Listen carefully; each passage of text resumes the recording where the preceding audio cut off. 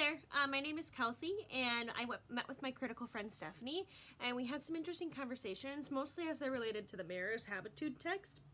But we were kind of pivoted off of what we were learning about ourselves in relation to these dispositions and habitudes, and we kind of both agreed that it's just so different than what we grew up in, where the traditionalist sort of education system that I think Cadell talks about, and we're now being expected to create more of that constructivist, like student inquiry based types of environment, which we agree that we both support and are all for and excited about. However, it's just something that's so brand new.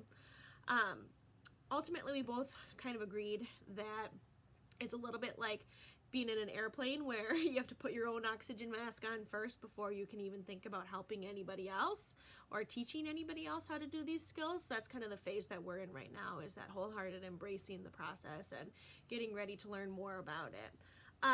And as far as these factors go, as actually applying them in a learning process, we both agreed that the Duckworth and the Myers were really exciting pieces of information, because Habitude specifically gives you lesson plans that are ready to go for your classroom tomorrow if you need them to be.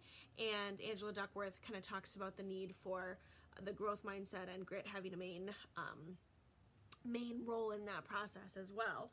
So as we're kind of reflecting back on what could be holding people back, it essentially, in our opinions, goes back to that teacher-centered learning environment instead of the student-centered.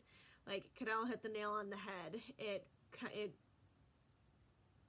is definitely true that there are some teachers who are stuck in that old way of thinking, where they want to hold the power and they want kids to just sit and listen and take in information that they have to say. Whereas what we're realizing is, if you want to create lifelong learners and a true love for learning, you have to kind of embrace the more curious and open-minded approaches to getting kids excited and involved. And I think that is where it's really powerful, but also is kind of tricky to do. My district, for example, has been talking about these 21st century skills for the 5 years that I've been there, yet we haven't really had any sound professional development on how to get it going and how to get it up and running in your classrooms.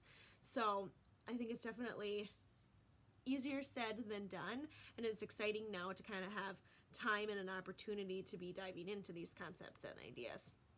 Cool stuff.